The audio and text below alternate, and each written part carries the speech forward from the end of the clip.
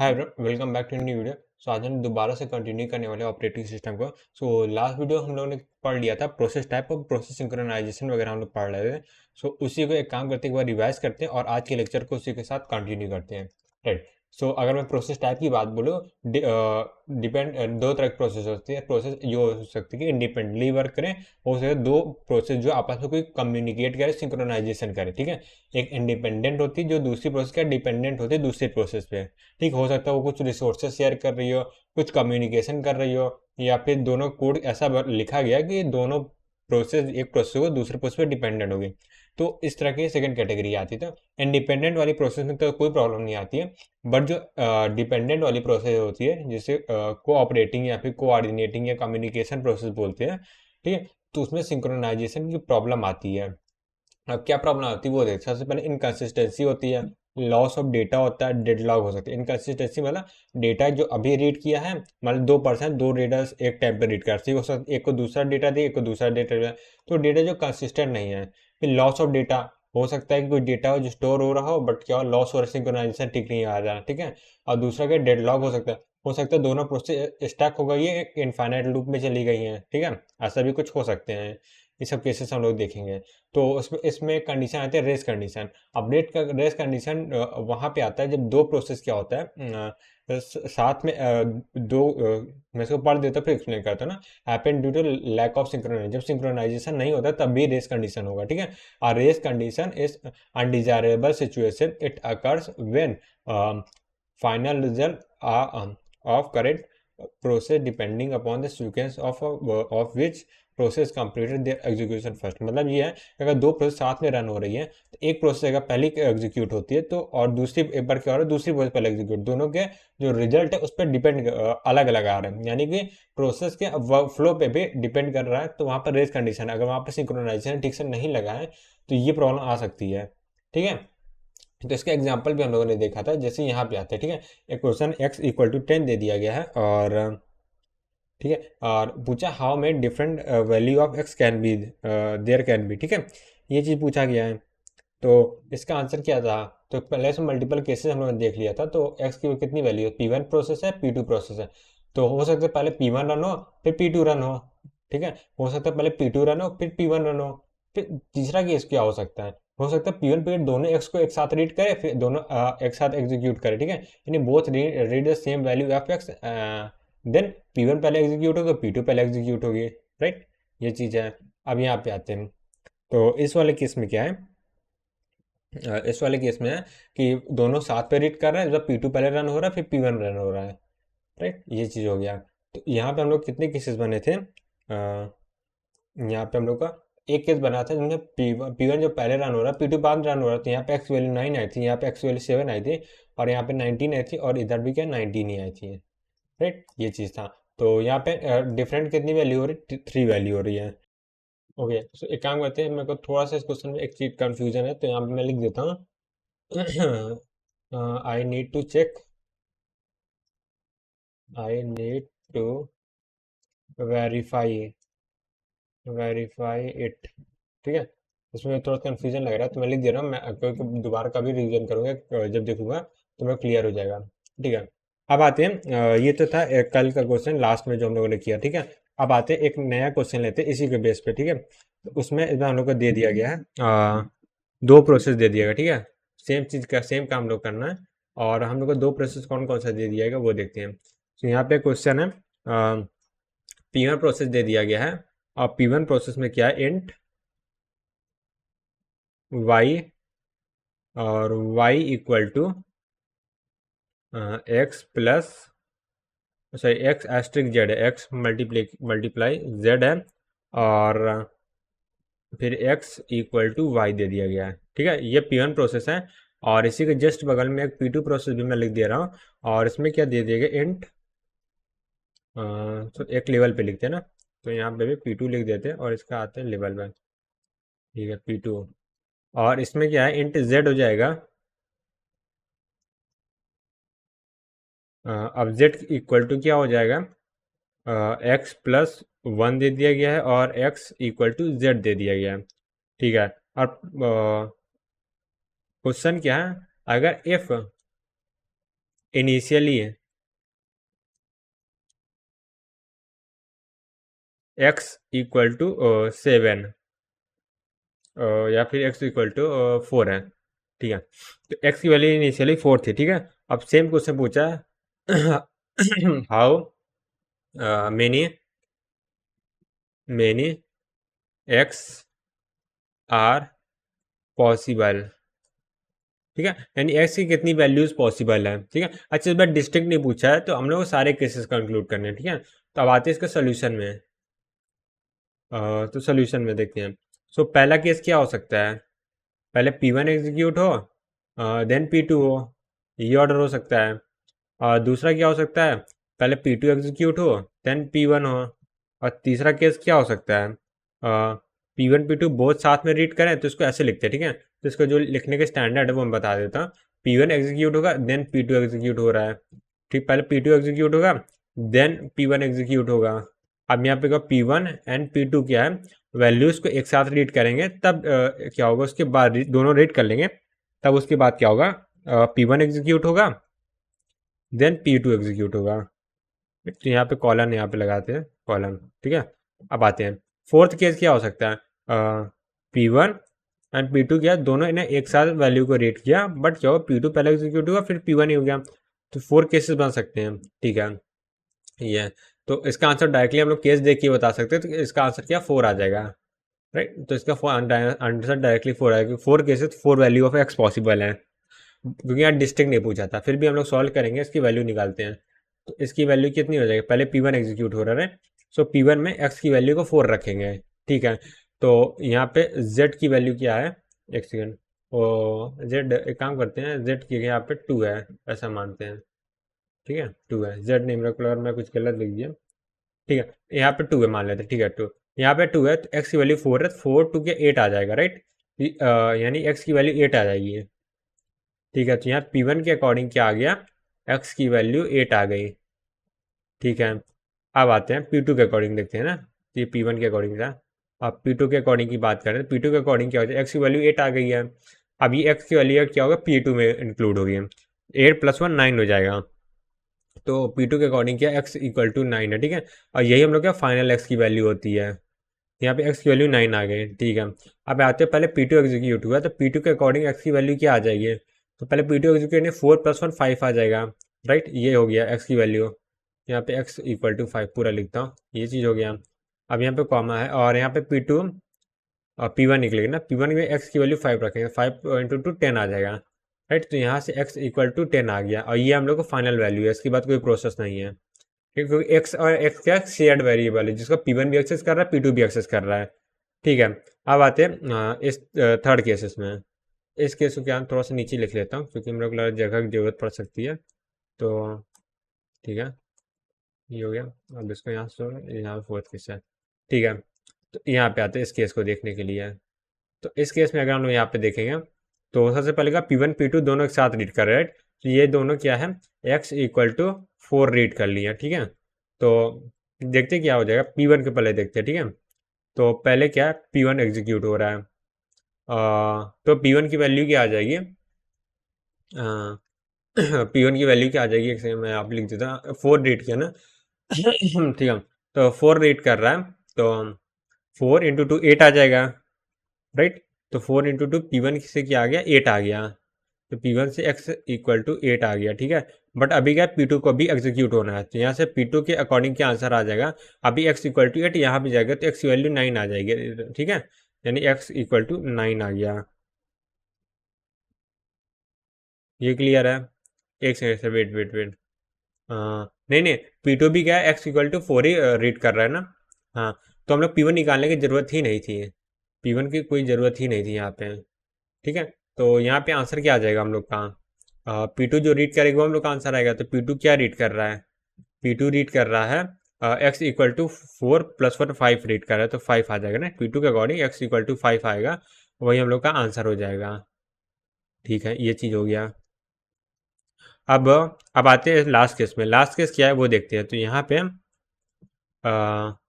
P1 P2 दे दिया, dot दे दिया P2, इसके बाद P1 एग्जीक्यूट, तो डायरेक्टली हम लोग P1 को एग्जीक्यूट कर लेते हैं, तो P1 में x की वैल्यू क्या है, 4 रीड किया तो 4 इंटू 8 आ जाएगा, राइट। यहाँ से P1 में x इक्वल टू 8 आ जाएगा, यही हम लोग क्या फाइनल आंसर आ जाएगा। ओके, तो यहाँ पे मेरा डाउट क्लियर हो गया जो लास्ट क्वेश्चन में आ रहा था। तो यहाँ पर दोबारा चेक करने की जरूरत नहीं, क्योंकि मैंने तरीका गलत लगाया था, मे बी माई मिस्टेक है। ठीक है, तो यहाँ पे आते हैं, ठीक है, फिर से उसको सॉल्व करते हैं। ब्लू कलर ही ले लेते हैं। तो यहाँ पे एक्स की वैल्यू जो भी मैंने निकाली सब गलत थी, इसका आंसर सब गलत है, तो मैं दोबारा से उसको सॉल्व कर दे रहा हूँ, ठीक है। ब्लू कलर से हटा, ऑरेंज सॉल्व करते हैं, ताकि मेरे को याद रहेगा कि हाँ मैंने गलती की थी यहाँ पे। तो यहाँ पे आते हैं, तो P1 और P2, पहले P1 एग्जीक्यूट तब P2 एग्जीक्यूट होगा ना। तो यहाँ पे P1 में पहले एग्जीक्यूट, एक्स की वैल्यू क्या आ जाएगी, 10 आ जाएगी, राइट। यहाँ पे एक्स की वैल्यू 10 रखेंगे तो 5 आएगा, और 5 यहाँ पे रखेंगे तो 9 आएगा। यहाँ पे आंसर क्या था, 9 आ गया। ये वाला आंसर भी हम लोग का ये ठीक है, ये क्लियर है, यहाँ पे 9 आ गया।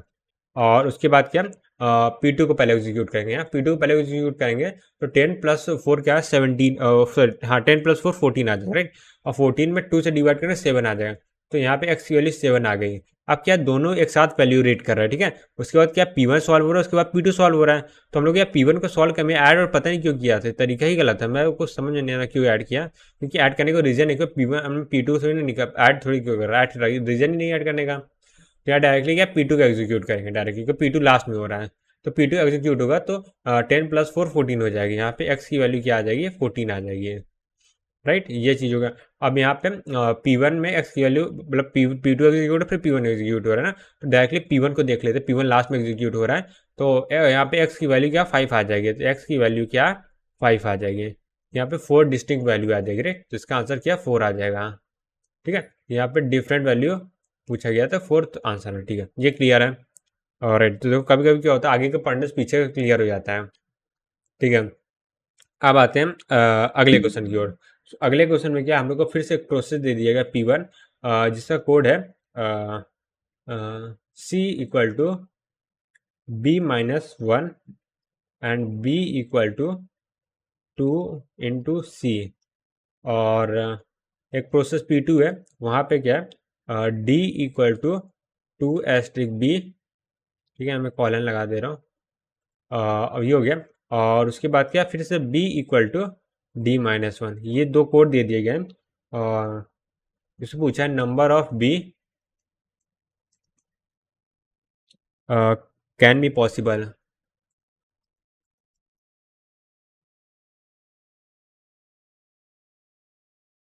तो नंबर ऑफ B कितने हो सकते हैं ये देखना है यहाँ पे हम लोग को। तो अब आते हैं इसके सोल्यूशन में। तो सोल्यूशन में आने से पहले, सोल्यूशन आने के बाद मतलब हम लोग को देखना है कि सेम चीज़ है, वही 4 केसेस फिर से बनेंगे, ठीक है। अब इसमें पूरे नंबर ऑफ B पूछा है ना, ठीक है। और इसमें जो पूछा है डिस्ट्रिक्ट पूछा, रेट, तो यहाँ पे मैं लिख देता हूँ डिफरेंट वैल्यूज पूछा है, डिफरेंट वैल्यूज, ये ठीक है। तो अब यहाँ पे तो स्टार्टिंग में B की वैल्यू पूछा ही नहीं ना, कितने क्या है, हर बार क्या B की वैल्यू उनको दिया रहता था इनिशियली, राइट। तो ऐसा कोई केस दिया नहीं है, तो हम लोग क्या करते हैं, एज्यूम कर लेते हैं सिंपल से, क्योंकि किसी भी वैल्यू के लिए हो सकता है। तो let B equal to 2 assume कर लेते, ठीक है, ठीक है। बस अब बाकी सबको सॉल्व करना, पहले क्या होगा, एक केस बनेगा, पहले P1 सॉल्व होगा, देन P2 सॉल्व होगा। दूसरा केस क्या बनेगा, पहले P2 सॉल्व होगा, देन P1 सॉल्व होगा। तीसरा केस क्या होगा, जिसमें P2 सॉल्व होगा, फिर दोनों P1 P2 दोनों साथ में रीड करेंगे, और उसके बाद क्या P1 सॉल्व होगा, देन P2 सॉल्व होगा। अब एक केस बनेगा जिसमें P1 भी सॉल्व होगा, सॉरी P1 P2 दोनों एक साथ रीड करेंगे, और P2 सॉल्व होगा, देन P1 सॉल्व होगा। ये केस बन सकता है। तो चारों केसेस का एक बार आंसर एनालाइज कर लेते हैं। तो P1 सॉल्व होगा, उसके बाद P2 होगा, इसका देखते हैं। सो P1 में B की वैल्यू 2 रख दिया, ठीक है। तो यहाँ पर C की वैल्यू क्या 1 आ जाएगी, तो B की वैल्यू क्या 2 आ जाएगी। तो P1 के अकॉर्डिंग क्या है, B की वैल्यू 2 आ गई, ये क्लियर है। इसको मैं ब्रैकेट में बंद कर देता हूँ, B की वैल्यू 2 आ गई, ठीक है। अब P2 के अकॉर्डिंग कौन सी B की वैल्यू, अब B की वैल्यू 2 क्या है, इधर रखेंगे, यहाँ पर 2 ही आएगी ना, मैं फिर से मैं कैलकुलेट कर लेता हूँ। तो C की वैल्यू क्या वहाँ से 1 आ जाएगी, हाँ B की वैल्यू 2 आएगी। अब यहाँ पे B की वैल्यू 2 यहाँ पे रखेंगे, D की वैल्यू 4 आएगी, B की वैल्यू 3 आ जाएगी। तो यहाँ से B इक्वल टू 3 आ रही है, ये हम लोग क्या फाइनल आंसर है ये। अब आते हैं अगले क्वेश्चन की, अगले सॉरी इसी का तो पार्ट बचा हुआ है। यहाँ पहले P2 सॉल्व हो रहा है, तब P1 सॉल्व हो रहा है। तो P2 में B की वैल्यू 2 रखेंगे, तो यहाँ D की वैल्यू 4 आएगी, और B की वैल्यू 3 आ जाएगी। सो B की वैल्यू क्या है, 3 आ गई है, ठीक है। अब यहाँ B की वैल्यू 3 है, P1 रखेंगे, तो C की वैल्यू 2 आ जाएगी, और 2 है, बी की वैल्यू क्या आ जाएगा 4। तो बी इक्वल टू 4 आ गया, ये एक आंसर बन गया। और एक आंसर यहाँ से बनेगा P1 P2 दोनों एक साथ रहे तो डायरेक्टली P2 सॉल्व करते हैं, या B इक्वल टू 2 रखेंगे तो यहाँ 3 आ जाएगा, राइट। यहाँ B इक्वल टू 3 आ जाएगा डायरेक्टली, ठीक है। अब यहाँ पे P1 में B की वैल्यू 2 रखेंगे तो B की वैल्यू 2 आ जाएगी, राइट। ये चीज़ है। अच्छा, यहाँ पे तो कितनी वैल्यूज आ रही है, ठीक है, तो इसको मैं सर्कल से बना देता हूँ। या B इक्वल टू 3 है, B इक्वल टू 4 है, B equal to 3, B equal to 3। तो यहाँ पे नंबर ऑफ डिस्टिंक्ट B कितने हैं, 3 कॉमन है, तो 1 2 3, 3 तो वैल्यू है, 3 ही वैल्यू आ रही है ना, तो इसका आंसर क्या 3 आ जाएगा, ठीक है। ये क्लियर है। अब आगे बढ़ते हैं।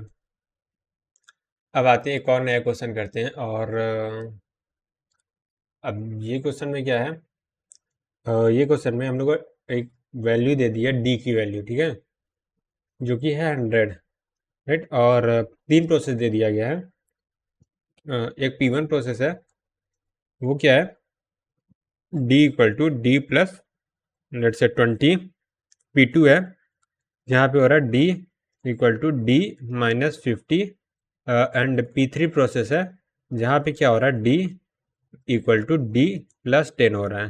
तो 3 प्रोसेस है और पूछा है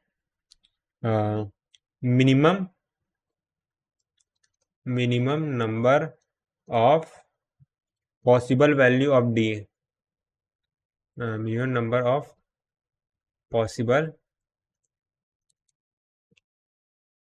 वैल्यूज ऑफ D, ठीक है। एक चीज पूछा है, दूसरा पूछा है मैक्सिमम नंबर ऑफ पॉसिबल, नहीं अच्छा पूछा नहीं, इसको क्या एक्स मान लेते हैं, लेट से ये एक्स है और ये क्या maximum number of possible value of D, ये वाई है।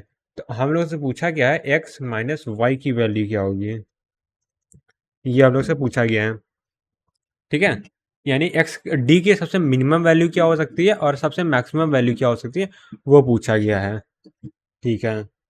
तो बस सॉल्व करते और क्या। तो अब पहले आते तो पहले मिनिमम वाला केस सॉल्व करते, right. So let's say solution पे आते हैं, एक मिनट। हाँ, तो इसके मैं सॉल्यूशन पे आता हूँ, यहाँ पे सॉल्व करते हैं सॉल्यूशन। तो अगर मैं यहाँ पे मिनिमम करना है ना, अब मिनिमम कैसे हो सकता है, मिनिमम में हम क्या होना है डी की वैल्यू कम होनी चाहिए, राइट। सो डी की वैल्यू क्या सिर्फ P2 मिनिमम हो रहा है ना, तो यहाँ पे आते हैं P2, या पहले मिनिमम केस देखा है ना, मिनिमम वाला केस देख रहा है तो मैं मिनिमम हेडिंग डाल देता हूँ। तो इसमें क्या हो जाएगा P2 can only only only ना ओनली मिनिमाइज मिनिमाइज डी, ठीक है। तो इसका मतलब क्या है, हम लोग ऐसा केस लेंगे जिसमें क्या P1 P2 P3 सब साथ में रीड कर रहे हैं और P2 क्या लास्ट में एग्जीक्यूट हो रहा है, ठीक है। वो वाले केस में क्या होगा सिर्फ P2 का रिजल्ट मैटर करेगा। तो यहाँ पे मिनिमम कितना हो जाएगा D equal to D minus 50, तो यहाँ से 100 आ जाएगा, ये हो गया।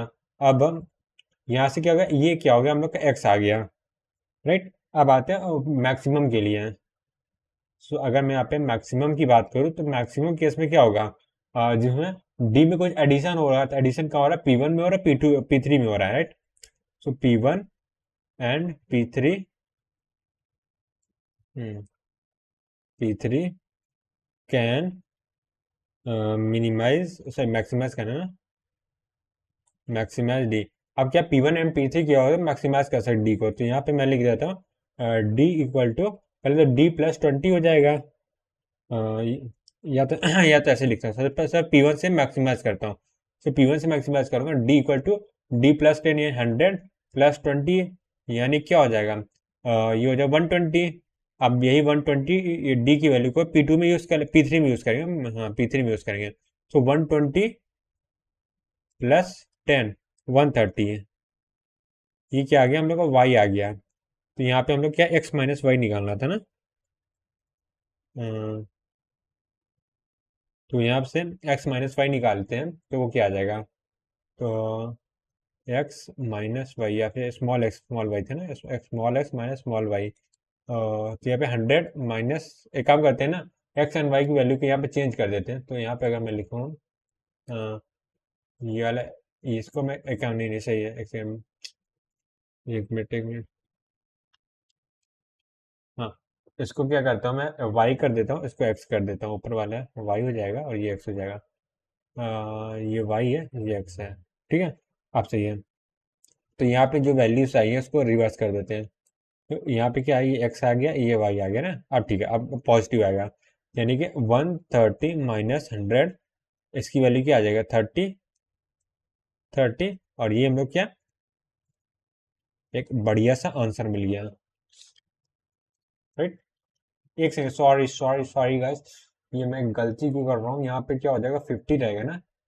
डी की वैल्यू 100 है ना, यहाँ पे डी की वैल्यू 100 है, 50 माइनस करेंगे तो 50 बचेगा।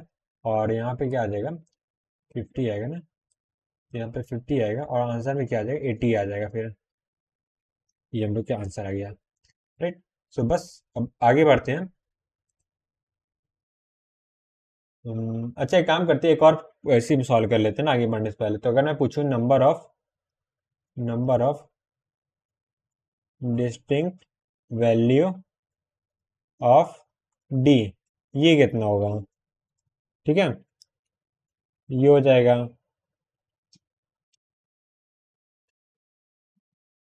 अब इसको कैसे निकालना है, तो इसके लिए क्या मेथड है, अब नॉर्मल मेथड यूज करेंगे ना, तो उससे क्या मल्टीपल केसेस बनते जाएंगे, तो थोड़ा सा प्रॉब्लमेटिक हो सकता है। ठीक है, तो पहला केस बनाते हैं जिसमें क्या जो सारे केसेस सॉल्व करें, P1 यूज करें, P2 यूज करें, P3 यूज करें। ठीक है, उससे जो केस 1 बनेगा, उससे हम लोग क्या आंसर आ जाएगा। तो यहाँ पे डी की वैल्यू क्या आ जाएगी, सबसे पहले 100 + 20 आ जाएगा, तो यहाँ पे 100 है, उसमें 20 प्लस करेंगे। अब जो आएगा उसमें से क्या करेंगे, 50 माइनस करेंगे, और जो आएगा उसमें 10 प्लस कर देंगे। राइट। तो अगर इस तरह सॉल्व करेंगे तो क्या आ जाएगा इसमें से, तो तो यहाँ से करते हैं, 50 है, 50 में 30 में 20, यानी कि 80 आ जाएगा। राइट। 80 आया जब हम लोग क्या किए, ऑल थ्री को रन किए, यानी P1 P2 P3 तीनों को रन किए। राइट। P1 देन P2 को रन किए, देन P3 को रन किए। राइट, ये वाला केस था। अब केस 2 आता है, जिसमें क्या होगा, कुल केवल 2 को रन करेंगे। ठीक है, यहाँ पे ओनली 2। अगर दो प्रोसेस को रन करते तो कौन कौन सा आ जाएगा, तो हो सकता P1 P2 को रन करते, P1 P2 को रन करेंगे, तो उससे आंसर कितना आ जाएगा, 100 120, तो यहाँ पे 20 - 50, यानी -30 आएगी, तो यहाँ 70 आंसर आ जाएगा। राइट, ये केस से आंसर आ गया। दूसरा आंसर क्या आ सकता है, P1 और P3 को रन किए, P1 P3 को रन करेंगे, सो 30 ऐड हो जाएगा 100 में, तो 130 आ जाएगा। ठीक है, अब P2 P3 बचा हुआ है, इसके अलावा सारे केसेस सॉल्व हो गए, तो P2 P3 की बात करेंगे तो 40 माइनस होगा, तो यहाँ 60 आंसर आ जाएगा। राइट, ये चीज हो गया। अब थर्ड वाला हो सकता है, ओनली वन हो सकता है। राइट, ओनली वन की बात करेंगे तो यहाँ पे क्या आंसर आ जाएगा, P1 से सॉल्व करेंगे तो 120 आ जाएगा, P2 से सॉल्व करेंगे तो 50 आ जाएगा, P3 से सॉल्व करेंगे तो 110 आ जाएगा। ठीक है, यहाँ पे डिस्टिंक्ट वैल्यू, सारी वैल्यू डिस्टिंक्ट है, कोई भी ऐसे सेम वैल्यू नहीं आ रही है। तो डिस्टिंक्ट वैल्यू की बात करेंगे, डिस्टिंक्ट वैल्यू ऑफ डी, ये क्या हो जाएगा, ये हम लोग का आ जाएगा 1 2 3 4 5 6 7 7, ये हम लोग का आंसर आ जाएगा। राइट, तो यहाँ पे क्या हम लोगों ने दो क्वेश्चन सॉल्व किए हैं। एक क्वेश्चन में क्या था, वो नया टाइप का था, एक क्वेश्चन क्या है जो हम लोग पहले सॉल्व करते आ रहे थे, वही चीज़ था। राइट। ठीक है। हाँ, बस फिर हम लोग आगे बढ़ते हैं। एक और क्वेश्चन मेरे ख्याल से कर लेना चाहिए। ठीक है, यहाँ पे क्वेश्चन में हम लोग को 3 प्रोसेस दे दिया गया है, P1, लेट्स से यहाँ पे मैं थोड़ा सा यहाँ डिस्टेंस देके P2 लिख देता हूँ, और अच्छा 4 प्रोसेस टोटल, P3 है, और यहाँ पे मैं P4 लिख दे रहा हूँ, थोड़ा दो दो। P1 में क्या हो रहा है, x = x+1 हो रहा है, तो यहाँ पे x = x+4 है, सॉरी 2 है, और x = x+ लेट्स से 4 है, y कहाँ से आ जाएगा, और 1 2 4 x = x+8 है। ठीक है, तो अब पूछा गया number of distinct value of x क्या होगा, इनिशियली क्या होगा, अभी इनिशियली x की वैल्यू कितना हो जाएगा, 20 मान लेते हैं। इनिशियल x की वैल्यू 20 है, तो डिस्टिंक्ट वैल्यू पूछना है। ठीक है, नंबर ऑफ डिस्टिंक्ट वैल्यू पूछा गया है, number of distinct value of x पूछा गया है। ठीक है, वो क्या आ जाएगा वो देखते हैं। तो सबसे वही मल्टीपल केसेस बन जाएंगे जिसमें क्या होगा, ऑल थ्री हो गया, ऑल फाइव हो गया, से all three, all four, all one, ऐसे मतलब वो सॉल्व करेंगे। तो यहाँ पे ऑल फोर पहले बनेगा ना, जिसमें ऑल फोर करेंगे, ऑल फोर केसेस सॉल्व करेंगे। ऑल फोर केसेस में क्या होगा, एक्स की वैल्यू क्या है, 20 है ना। सो 21 यहाँ से आ जाएगा, यहाँ पे कितना है, 1 2 3 एंड 3 एंड ये 4 कितना हो जाएगा, 7 हो जाएगा, और ये क्या, 7 और 8 15 हो जाएगा ना। तो 15 एंड 8 20 कितना हो जाएगा। तो एक में कुछ गड़बड़ कर दिया गया है। इनिशियली एक्स की वैल्यू 20, एक्स वेट वेट मतलब कुछ मैंने एरर किया है। ओके, पता नहीं क्या गड़बड़ मेरे को। ठीक है, चलो सॉल्व करते, कुछ दिक्कत नहीं है। ऑल फोर केसेस है, तो यहाँ पे क्या 20 वैल्यू है, तो यहाँ से 1 3 3 एंड 4 7 7 एंड 15 15 और ये 20। तो 15 एंड 20 कितना हो जाएगा, 35 हो जाएगा, राइट, ये हो गया। अब दूसरा केस क्या हो सकता है, ओनली थ्री, राइट, या फिर only only only three any three. तो अभी क्या, P1 P2 P3 को सॉल्व करते हैं। तो यहाँ पे 4 2 6 और 7 आ जाएगा, तो 27 एक रिजल्ट आएगा, राइट। और दूसरे की वैल्यू आ जाएगी, वो देखते हैं। दूसरी क्या, P1 हो गया, P2 P3 हो गया, राइट। अब आते हैं P1 P3, या फिर P1 P2 P4 सॉल्व करते हैं। यहाँ पे 1 2 3 और 8 क्या होगा, 11 आ जाएगा, और 20 11 21 आ जाएगा। सो 31 आएगा, माई बैड, 31 आ गया, ये क्लियर है। अब P1 P2 P3 हो गया, P1 का तीनों साथ कॉम्बिनेशन हो गया ना। सो अगर हम आप क्या P2 P3 P4 को सॉल्व करते हैं, नहीं नहीं, P1 का बचा हुआ है ना। सो अभी क्या, मैंने P3 को स्किप किया था, राइट। अब आते हैं P4 को स्किप करें, P3 को स्किप करें, P2 को स्किप करना बाकी है। सो P1 P2 को सॉल्व करते, P1 P3 P4 सॉल्व करते, 8 4 4 12 एक 13 आ जाएगा। तो 13 ऐड करेंगे तो यहाँ 33 आ जाएगा, ये क्लियर है। और कौन से केस आ जाएंगे, कोई एक केस और बचा हुआ है थ्री का, जैसे P1 का स्किप करना है ना, हाँ। तो P2 P3 P4 बचा हुआ है, तो 8 + 4 6 आ जाएगा, और 6 और कितना, 8 कितना 14 हो जाएगा, 14 और +20 34 आ जाएगा, राइट, ये क्लियर है। अब आते हैं Any2 में, थर्ड केस में, Any2 Any2 Any2 में क्या, पहले P1 का P2 के साथ कॉम्बिनेशन बनाएंगे तो 23 आएगा। फिर P1 का P3 के साथ कॉम्बिनेशन बनाएंगे तो वो कितना आ जाएगा, और 25 आ जाएगा। और P1 का P4 के साथ कॉम्बिनेशन बनाएंगे तो 29 आ जाएगा, राइट, ये हो गया। अब ये तो गया P1 के साथ कॉम्बिनेशन हो गया, राइट। अब आते हैं P2 के साथ P3 कॉम्बिनेशन बनाते हैं, तो क्या आ जाएगा, 4 + 6 आ जाएगा, 26 आ जाएगा, ठीक है। अब P2 और P4 कॉम्बिनेशन में 10 आ जाएंगे, 30 आ जाएगा, राइट। अब P3 और P4 बचा हुआ है, P3 एंड P4 कॉम्बिनेशन में 12 आ जाएगा, तो यहाँ 32 आ जाएगा, ये क्लियर है। अब आते हैं फोर्थ केस में। फोर्थ केस में क्या होगा, एनी वन, ठीक है। एनी वन के केस में क्या आ जाएगा, P1 सॉल्व करेंगे तो यहाँ से 21 आ जाएगा, यहाँ से 22 आ जाएगा, 24 आ जाएगा, 28 आ जाएगा, राइट। तो क्या कोई भी कॉमन है, मुझे तो कोई कॉमन नहीं दिख रहा है, तो आंसर कितना आ जाएगा, जितने हम लोग केसेस बनेंगे उतने हम लोग का आंसर आ जाएंगे, राइट। सो 1 2 3 4 5 6 7 8 9 10 11 12 13 14 15, आंसर कितने 15 आ जाएगा। तो हम लोग का 15 आंसर है, नहीं करेक्ट ही था, मेरे को थोड़ा फालतू का डाउट हो रहा था, कुछ है, ठीक है। हाँ, हाँ, ठीक है। तो अच्छा, एक और क्वेश्चन है। अब इस क्वेश्चन में क्या है, in previous question, previous in previous question, अगर value of can be operated only by one process at a time, can be value x can be operated only by one process at a time, ठीक है। then the distinct possible value of x, ठीक है, तो यहाँ पे पूरा question लिख देता हूँ, if value of x can be operated by one process at a time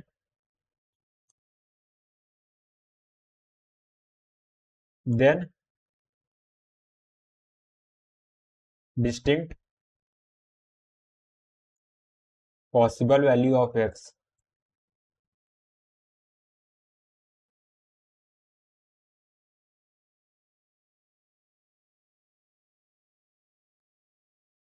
ठीक है, ये पूछा गया है। ठीक है, तो सिंपल सा इसका आंसर क्या आ जाएगा, only one. Only one. Only one मतलब, और एक्स की कौन सी वैल्यू आ जाएगी, जिसमें एक्स की वैल्यू आएगी 35, ऑल केसेस वाला। ठीक है, एक बार मैं क्या करता हूँ, इस क्वेश्चन को एक्सप्लेन करता हूँ, फिर आंसर को एक्सप्लेन करता हूँ। तो कहने का मतलब ये क्या है, जैसे ये वाला क्वेश्चन था, तो इसमें क्या होता है, एक्स की वैल्यू क्या है, एक process at a time execute होता है, यानी कि यानी कि हम लोग क्या कर सकते हैं, कुछ प्रोसेस स्किप कर सकते हैं। या फिर मैं बोलूँ ऐसे, या इसको मैं ऐसे लिख दूँ, इसमें क्या होगा, ऑर्डर डजंट मैटर। ठीक है, मैं कहने का मतलब एडिशन होगा या सब्ट्रैक्शन होगा, ये होगा। ठीक है, ऑर्डर डजंट मैटर। तो यहाँ पे ऑर्डर डजंट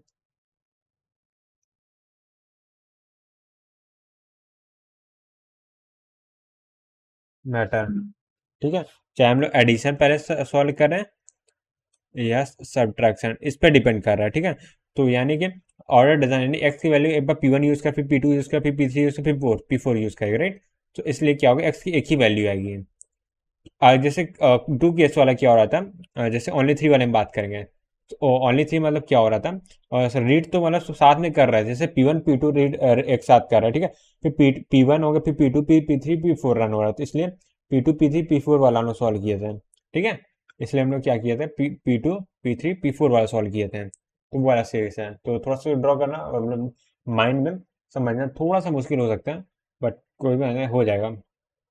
ठीक है, ये चीज हो गया। एक बार फिर से मैं एक्सप्लेन कर दे रहा हूँ, इन previous question if value of x can be operated by one process at a time. इससे कहने का मतलब क्या है, अगर एक्स की वैल्यू क्या है, एक बार एक ही प्रोसेस एक्सेस करे, जब तक एक प्रोसेस एक्सेस कर रहा है तब तक क्या दूसरा प्रोसेस को टच भी नहीं कर सकता। वही चीज माना, वही चीज है। ठीक है, यानी जो वैल्यू अपडेट कर रहा है, रीड कर रहा है, तो एक प्रोसेस ही एक बार एक्सेस कर सकता है। Then distinct value of x कितनी होगी, तो केवल एक ही डिस्टिंक्ट वैल्यू होगी, एक्स इक्वल टू 35। क्यों, क्योंकि जब एक्स P1 एग्जीक्यूट करेगा इस केस में आप, ठीक है, या फिर एडिशन सब्ट्रैक्शन वाले जो मैं टर्म यहाँ पे लिखा हुआ है, इसको भी भूल जाते हैं, तो फिर अभी देखो। तो सबसे पहले P1 की बात है, P1 होगा एक्सेस कर रहा है, लेट से P1 एक्सेस कर, P2 एक्सेस, फिर P3 P4 एक्सेस कर रहा है। ठीक है, तो P1 एक्सेस कर रहा है, तो x equal to x plus one कर दिया, एक्स प्लस, फिर उसके बाद P2 आएगा, जिसकी वैल्यू में 2 और ऐड कर देगा, P3 आएगा तो 4 और ऐड करेगा, P4 आएगा 8 और ऐड करेगा। ठीक है, क्या जो हम लोग का आंसर है, ऑर्डर पे डिपेंड कर रहा है कि P1 पहले हो रहा है, P2 पहले, P3 या P4 आ रहा है। आंसर तो 35 ही आ रहा है, तो ये बोला ओनली वन आएगा, x equal 35। Order doesn't matter addition और सब्ट्रैक्शन केस में। ठीक है, वही बोला, अगर इसी का मल्टीप्लीकेशन होता फिर एडिशन होता, ठीक है, तब ऑर्डर मैटर करता, बट इस केस में मैटर नहीं कर रहा। ठीक है, ये चीज है। वैसे बहुत ज्यादा इंपॉर्टेंट पॉइंट नहीं था ये, क्योंकि ये सब मेरे को नहीं लग रहा पूछेंगे, क्योंकि ये बहुत डीप डाइव हो जाएगा। नॉर्मली यहाँ तक एक क्वेश्चन आता है। ठीक है, अब क्या करते हैं, एक और क्वेश्चन सॉल्व करते हैं। हम्म, तो यहाँ पे आ जाएगा, वैसे आ जाएगा, थोड़ा छोटा सा क्वेश्चन है। हाँ, तो एक और क्वेश्चन है यहाँ पे, वो देखते हैं। इसमें क्या है, एक प्रोसेस में एक्स P1 प्रोसेस है, P1 प्रोसेस है, P2 प्रोसेस है, P3 प्रोसेस है, और P4 प्रोसेस है। ठीक है, तो सिमिलरली लास्ट वाला जैसे प्रोसेस था, वैसे यहाँ पे प्रोसेस है, x equal to x is minus वाला भी हम लोग ऐड कर रहे हैं। ठीक है, ताकि ये चीज़ और क्लियरिटी आ जाए, ये जो क्वेश्चन है अभी हम लोग सॉल्व किए हैं। और यहाँ पे x equal to x minus two आ जाएगा, और x equal to x plus three आ गया, ये आ गया। तो ऐसे x इक्वल टू कितना इनिशियली में 20 ले लिया गया। ठीक, वही सेम केस है, एग्जाम्पल है। ठीक है, और पूछा गया पहला एक केस है, if no mutual execution, if जो इस केस को हम लोग जो बोल रहे थे वो म्यूचुअल एक्सक्लूजन होता है। ठीक है, यानी एक टाइम पे एट अ टाइम एक ही प्रोसेस क्या हो सकता है, उस वेरिएबल को एक्सेस कर सकता है, म्यूचुअल एग्जीक्यूशन। तो अभी ये वाला केस नहीं है, ठीक है, नॉर्मल केस जो हम लोग पढ़ रहे हैं अब तक वही है। तो उसमें क्या है, मैक्सिमम वैल्यू निकालेंगे तो कितनी आ जाएगी, अगर मैं मैक्सिमम वैल्यू की बात करूँ तो यहाँ पे आते हैं, अगर मैं यहाँ पे मैक्सिमम वैल्यू की बात करूँ तो कितना आंसर आ जाएगा। तो माइनस वाले को छोड़ के सिर्फ एडिशन और परफॉर्म करेंगे तो एक्स में क्या होगा, 5 ऐड हो जाएगा, 25 आ जाएगा, राइट। अगर मैं यहाँ पे मिनिमम वैल्यू की बात करूँ तो वो कितना आ जाएगा, वो आ जाएगा, माइनस वाले से एग्जीक्यूट करेंगे तो 20 में से 3 माइनस कर देंगे, 17 बचेगा, राइट। तो यानी कि डिफरेंस कितना आ जाएगा, या और अगर मैं पूछूं नंबर ऑफ डिस्टिंक्ट वैल्यू को, ठीक है, तो यहाँ पे मैं बात करता हूँ नंबर ऑफ डिस्टिंक्ट वैल्यू का। तो यहाँ पे नंबर ऑफ डिस्टिंक्ट वैल्यू वो कितनी हो जाएगी, वो में क्या होगा, पहले वही सेम केस होगा कि ऑल फोर करेंगे, फिर एनी थ्री करेंगे, एनी टू करेंगे, फिर एनी वन करेंगे, फिर आंसर आ जाएगा, ठीक है, ये चीज़ है। हाँ, ठीक है, पहले तो ऑल फोर कर लेते हैं। ऑल फोर, ऑल फोर से हम लोग क्या आंसर आ जाएगा, ऑल फोर से हम लोग का आंसर आ रहा है, यहाँ पे आते हैं, तो 1 - 1 + 2, तो यहाँ से 1 आया, 1 - 2 - 1 आया, -1 + 3 + 1 आया, यानी एक्स की वैल्यू क्या है, 21 आ जाएगी, राइट। मैंने सही निकाला ना, फिर मैं चेक कर ले रहा हूँ क्योंकि आज मेरी गलती बहुत हो, तो +3 - 2 +1 आया, +1, ओके, ओके, तो यहाँ 22 आएगा, ठीक है, मैंने चेक कर लिया क्योंकि मैंने कैलकुलेशन मिस्टेक किया, ठीक है। अब आते हैं एनी थ्री, तो थोड़ा सा मैं जगह बचा रहा हूँ तो सोच रहा हूँ इस केस को यहाँ पे हैंडल कर लेते हैं।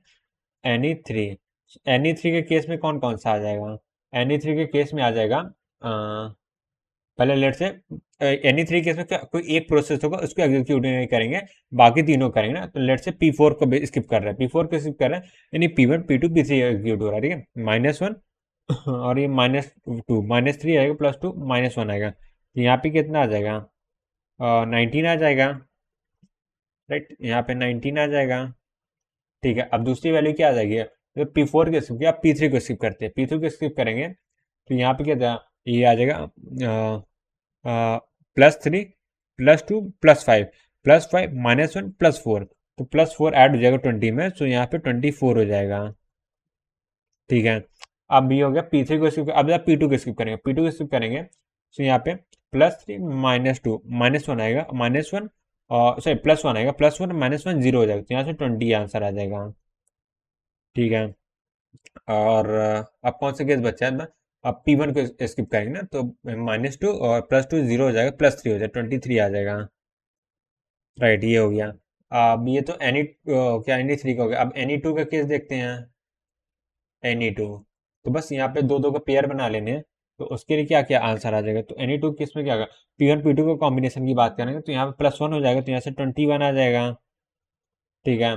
अब यहाँ P1 P3 की बात करेंगे तो यहाँ -3 यानी 17 आ जाएगा, ठीक है। अब यहाँ से P1 और P4 की बात करेंगे, तो P1 P4 की बात करेंगे तो +2 आ जाएगा, यानी 22 आ जाएगा, राइट। और अब P1 के साथ होगा P2 P3 की बात करेंगे तो यहाँ पे 20 आ जाएगा, अब यहाँ पे P2 P4 की बात करेंगे तो यहाँ 25 आ जाएगा, राइट, ये केस हो गया। अब P3 P4 की बात करेंगे तो यहाँ 19 आ जाएगा, ये हम लोग के इतने केसेस बन जाएंगे एनी टू में।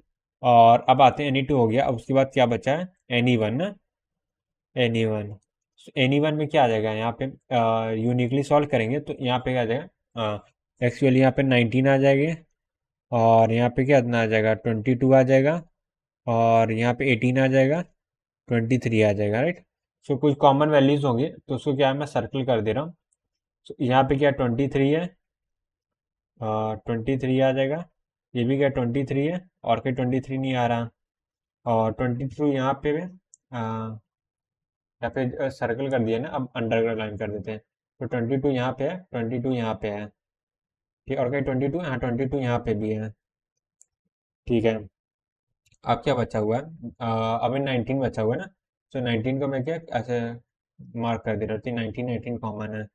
अब क्या बचा, 24 है यहाँ पे, कहीं पे 24 नहीं है, 20 है, हाँ 20 है, तो 20 को मैं डबल क्रॉस कर दे रहा हूँ, फिर डबल क्रॉस हो गया, और 23 ऑलरेडी मार्क है, तो क्या 21 है, कहीं नहीं है, 17 नहीं है, और 22 ऑलरेडी मार्क, 25 है, नहीं है, 19 है, नहीं है, और 22 हो गया, 18 नहीं है, ठीक है। अब आते हैं यूनिकली वैल्यू क्या है, तो 22 हो जाएगा, इधर 19 हो जाएगा, और 1 हो गया, 2 हो गया, 3 हो गया, 4 हो गया, 5 हो गया, अब 6 हो गया, 7 हो गया, इसको स्किप करेंगे, इसको स्किप करेंगे, और यहाँ से 8 हो जाएगा, और इधर से 9 हो जाएगा, और इधर से क्या हो जाएगा, 10 हो जाएगा, राइट। सो यूनिकली डिस्टिंक्ट वैल्यू क्या आ जाएगी हम लोग की, 10 आ जाएगी, राइट। सॉरी 10 यहाँ पे नहीं, यहाँ पे लिखना था।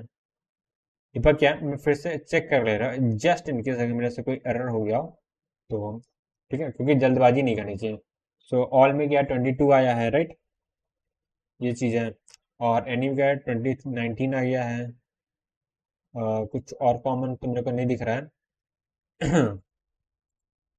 यहाँ पे क्या जाएगा, 19, 18, 19, 22, 23, नहीं सही सही है, मेरे ख्याल से 10 आएगा आंसर, राइट, ये चीज़ सही है। अब आते हैं, इसका केस 1 था जबकि कोई म्यूचुअल एक्सक्लूजन प्रॉब्लम नहीं था ना। अब अगर म्यूचुअल एक्सक्लूजन होना चाहिए, ठीक है, तो इसका केस 2 बनेगा यहाँ पे, इफ म्यूचुअल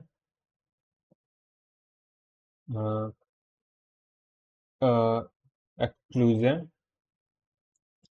देन अगर म्यूचुअल एक्सक्लूजन है तब हम लोग क्या रिजल्ट आएगा वो हम लोग बताना है, ठीक है। तो मिनिमम मैक्सिमम वैल्यू की बात करेंगे तो वो क्या आ जाएगा, राइट। तो यहाँ पे मिनिमम मैक्सिमम वैल्यू क्या आ जाएगी, मिनिमम एंड मैक्सिमम वैल्यू, ठीक है। ये दोनों ही क्या होगा, 22 आएगा, राइट, क्योंकि ऑल केसेस वाले केस सॉल्व होगा तो वहाँ पे 22 आ जाएगा। और नंबर ऑफ डिस्टिंक्ट वैल्यू की बात करेंगे तो डिस्टिंक्ट वैल्यू भी एक आएगी, राइट, ये वाला केस हो गया, ठीक है। तो अब क्या है, अब एक अगले टॉपिक की ओर बढ़ते हैं, जिसका नाम है सिंक्रोनाइजेशन, ठीक है। तो यहाँ पे मैं लिख लेता हूँ सिंक्रोनाइजेशन, ठीक है। तो यहाँ पे लिख लेते हैं सिंक्रोनाइजेशन, ठीक है। तो हम लोग को पूरा चैप्टर सिंक्रोनाइजेशन के बेस पे है, इसी को हम लोग डिटेल में पढ़ना है,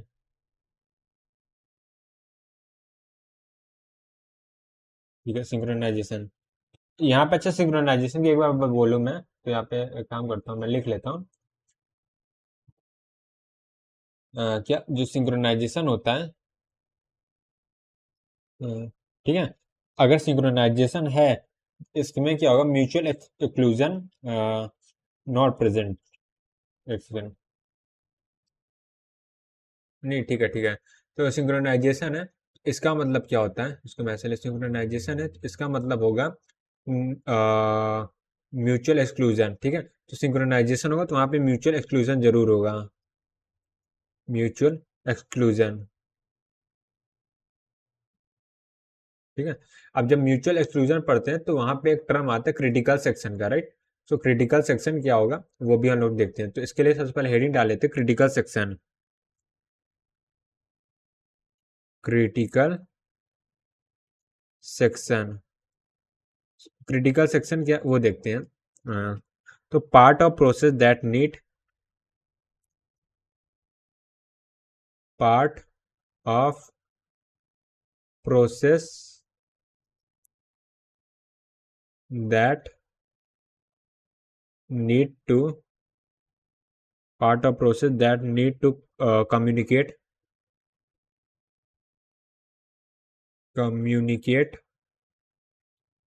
with the other process, with the other process, ठीक है। यानी एक प्रोसेस के अंदर जो कोड है उसमें क्या एक पार्ट लिखा होगा जो पार्ट क्या कर रहा होगा, दूसरे प्रोसेस के साथ कम्युनिकेट कर रहा होगा, ठीक है। ये तो एक डेफिनेशन हो गए, और दूसरी डेफिनेशन हो गए the critical section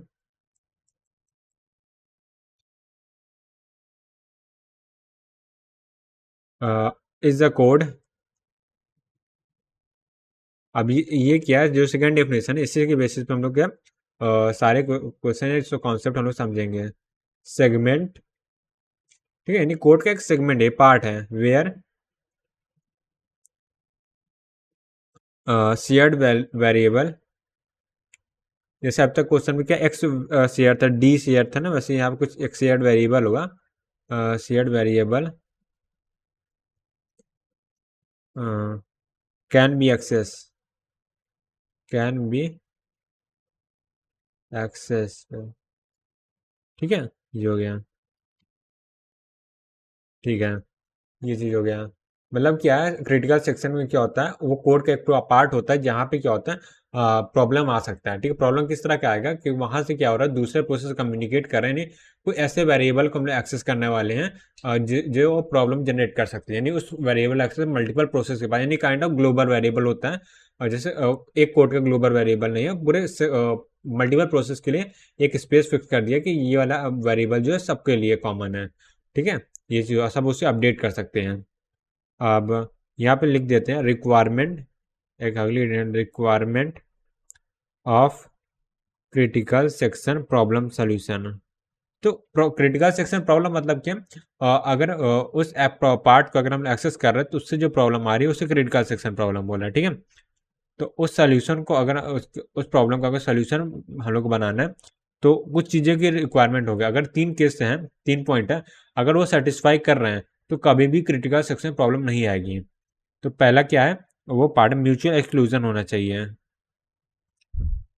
mutual exclusion, ठीक है। इन दो प्रोसेस अपन, दो प्रोसेस क्या है, एक टाइम पे जो वेरिएबल है उसको एक्सेस नहीं कर पाएंगे, ठीक है। Eight a time single process he variable को एक्सेस करेगा। दूसरा क्या हो सकता है, प्रोग्रेस हो सकती है, ठीक है। अब प्रोग्रेस से मतलब क्या है कि जो प्रोसेस है, जैसे मान लेते हैं 3 प्रोसेस हैं, वो एक वेरिएबल को एक्सेस कर सकते हैं। ऐसा नहीं होना चाहिए कि 2 प्रोसेस हैं वही बार बार एक्सेस कर रहा है, तीसरे प्रोसेस को कुछ तीसरे प्रोसेस क्या स्टक हो गया है, ठीक है, वो वहाँ पे लॉक हो चुका, आगे बढ़ ही नहीं पा रहा, तो यानी प्रोग्रेस होना भी इंपॉर्टेंट है। अब थर्ड क्या है, बाउंडेड वेटिंग। ऐसा नहीं होना चाहिए कि किसी एक प्रोसेस को इनफाइनाइट वेट करना पड़ा, ठीक है, ऐसा नहीं होना चाहिए। तो अगर ये 3 केसेस क्या हम लोग हैंडल कर ले रहे हैं, तो अगर म्यूचुअल एक्सक्लूजन भी है, प्रोग्रेस भी हो रहा है, बाउंडेड वेटिंग का केस भी है, तब हम लोग कह सकते हैं कि हम लोग जो प्रॉब्लम है वो क्रिटिकल सेक्शन प्रॉब्लम फ्री है, ठीक है। ये 3 केस होंगे, तो if all 3 cases, if all fulfilled, हाँ फिल्ड हो, if all fulfilled then solution is perfect, ठीक है। तो हम लोग ऐसे सोल्यूशन इसका बनाने वाले क्रिटिकल सेक्शन का, जिसमें क्या हम लोग ट्राई करेंगे 3 केसेस हैं वो सॉल्व हो पाए। तो एक काम करते हैं, तीनों केसेस को एक बार देख लेते हैं, ठीक है। तो बाउंड पहले आते हैं म्यूचुअल एक्सक्लूजन में, तो हेडिंग डाल लेते हैं म्यूचुअल एक्सक्लूजन, म्यूचुअल एक्सक्लूजन।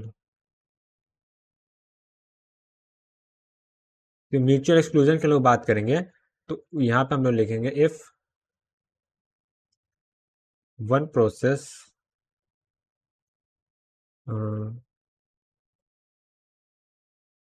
नहीं वैसे इसकी ज़रूरत नहीं है, वैसे तो मैंने एक्सप्लेन कर ही दिया है, इतना ज़्यादा मतलब नोट्स फालतू बढ़ाने की ज़रूरत नहीं है, ठीक है, तो इसको हटा ही देते हैं, राइट। सो अब आगे बढ़ते हैं फिर। सो काम करते हैं, आज के लेक्चर को यहीं पे एंड करते हैं और मैं मिलता हूँ आपको नेक्स्ट वीडियो में। तब तक लिए bye bye, see ya, take care, have a nice day.